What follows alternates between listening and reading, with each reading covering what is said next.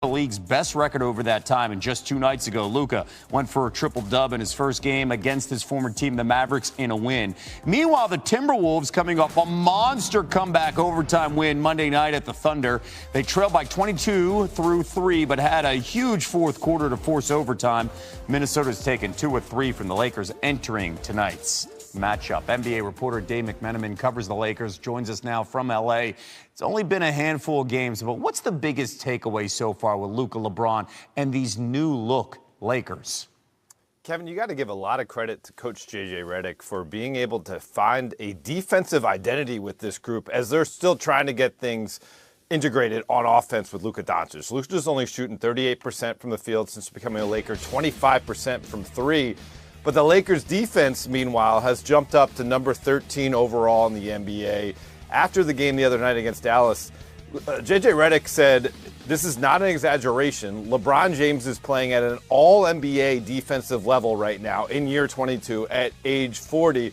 And that's remarkable considering tonight's opponent, because the Wolves made LeBron and made the Lakers look terrible back in December. LeBron played the worst game I've ever seen him play, the game I covered against the Wolves December 2nd. He goes 4 for 16 from the field. He had 6 turnovers. Shortly thereafter, he took about a week away from the Lakers to get his mind right, to get his body right. And ever since then, really, the team has been on an ascension. And now the beauty of it is they have a defensive identity, and it allows Luka Doncic to not feel all the pressure to be the guy to keep things going. He can kind of find his way to fit in with this group, so long as he's giving the requisite effort on the defensive end. And keep in mind, since Luka's debut with the Lakers, they're 4th in defensive efficiency, and they were 18th before the trade. So we're seeing LeBron and everybody else step up since that trade. Timberwolves, Tim McMahon here. I do want to start on the Lakers side here, though, because they've lost their last 2 games here against the Timberwolves, right? They're only averaging about 83.5 points per game.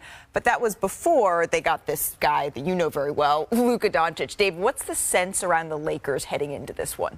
Well, I just want to look back at the game they played against the Timberwolves back on December 2nd. Okay. And that really changed everything. That was, I think, the worst game I've ever seen LeBron play in the entire time I've been covering his teams for more than a decade. He goes 4 for 16 from the field, 0 for 4 from 3, 6 turnovers. Shortly thereafter, he ends up taking about a week away from the team to get his body and mind right. And everything since has been on an upward trajectory to the point where J.J. Redick's talking about LeBron James as being an all-defensive level player this year in year 22. And quite frankly, I expect the Lakers to rise to the occasion to play the Wolves tonight. They've won 8 straight games against above 500 teams. And as J.J. Redick said, we recognize we have a battle every night to try to get to where we want to be in the Western Conference standings so we can make as much noise as possible in the playoffs. But the Lakers as a team, their defense has been elite as of late. They've basically since mid-January have really turned it up. I want to bring Kendrick Perkins back into the conversation here. Perk, what have you noticed surrounding JJ's schemes here defensively? You know JJ go bring the best out of you. He makes you think, right? And he got me thinking. And I'm wondering, why is this team so good defensively? Well, J.J. Redick was a shooter, a damn good three-point shooter, one of the best I've seen, right? And so you look at this Laker team since January 15th, they're ranked number 1 defensively, but they're also ranked number 3 for us giving up three-pointers. And guess what? They're allowing them on purpose. Look how many players are in the paint. They're saying, Aaron Gordon, you know what? You can have that shot. And they're only making it at a 34% clip. Here you go again. 4 more guys in the paint, allowing guys to shoot these uncontested three-point shots. This is what they're playing. This is not nothing that's happening by accident. The plan is, the message that's being sent by the Lakers is, we believe that you don't have shooters, and that we also believe that you guys can't beat us from the three-point line, and it's been working. It's a fascinating experiment that J.J. Redick is maybe trying here.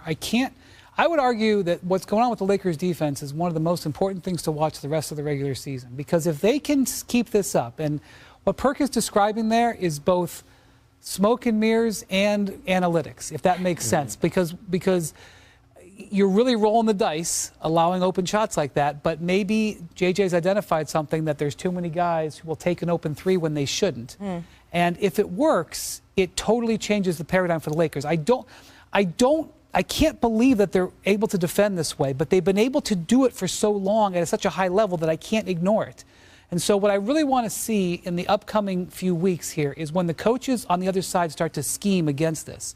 Now that they've seen what it looks like with Luka, now that they've seen what it looks like with this heavyweight lineup, are there wrinkles that they can have that the Lakers aren't going to be able to handle? I'm circling this weekend's game against the two games against the Clippers. Ty Lue will be able to watch what they're doing, and he will be able to put in a game plan. But the Wolves have had 2 days off. They've been in L.A. since Monday. They had a full practice yesterday. They're missing some guys, but let's see how they approach tonight and see if they challenge this system. Yeah, let's talk about the Timberwolves a little bit because they're coming off an incredible upset win here over the Thunder, down by double digits late in the fourth quarter, and were able to force it to overtime with Anthony Edwards on the bench and then come out with a win here. What is Minnesota looking for from Anthony Edwards? Yeah, and look, Anthony Edwards is still early in his career and in his development as a face of the franchise. He has a really natural gift of a charismatic personality. I mean, he is a guy who uplifts his teammates, a hype man. Watch him when he's on the bench. He's cheering as hard as anybody. What Chris Finch has challenged Ant to do is to translate that personality into his game. The same way that he empowers his teammates with his voice, do it with your game. And it's things like trust in your teammates. Don't feel like down the stretch in close games you have to be the superhero every single time. A lot of their struggles this year in clutch situations have been because Ant puts on the cape instead of trusting his teammates. I think he's having a little bit of a frustrating season. After last year was such an uplifting and it was all positive, the changes this year without Karl Towns, he's been double-teamed a lot, which he talked about when he talked to you at All-Star. He's talked about a lot of times after games when they gets doubled a lot. He's getting fined a bunch of times. Their defense isn't quite as good. He's just been a little bit frustrated, and it's been a bit of a challenge for him to take it to the next level after last year was such a high note. As you've pointed out on this show, he really misses Karl Anthony Towns. I mean, listen to anything he talks about what's going on in New York, about when he got to see him at All-Star, how much he misses that guy.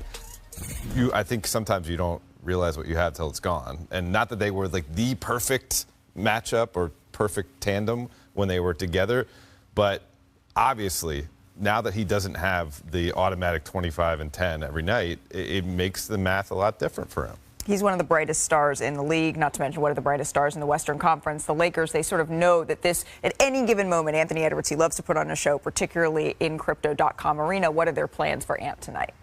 Well, I mean, you're going to see different looks against Anthony Edwards. Obviously, from the Lakers, you can't just go with one defender trying to stop him because he's going to come at you at waves. But, I expect to see some varying degree of, the Lakers try to stop him at the front line, the point of the attack, and then you're going to have to, have guys like Jackson Hayes stay out of foul trouble to be able to provide some sort of rim protection when he gets downhill. We point out that it's questionable for Donte DiVincenzo to come back tonight, and I don't know what he'll be able to give them, but his three-point shooting, in theory, is able to stretch the court and make it harder to double Ant. And so Julius Randle, we know, has been out since January with a groin injury. He is getting closer, but getting Donte DiVincenzo back